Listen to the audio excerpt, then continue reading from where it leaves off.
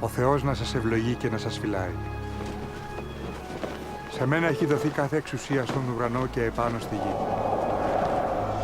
Πηγαίνετε λοιπόν και κάντε μαθητές όλα τα έθνη, βαπτίζοντάς τους στο όνομα του Πατέρα, του Υιού και του Αγίου Πνεύματος, διδάσκοντάς τους να τηρούν όλα όσα παρήγγειλα σε εσάς.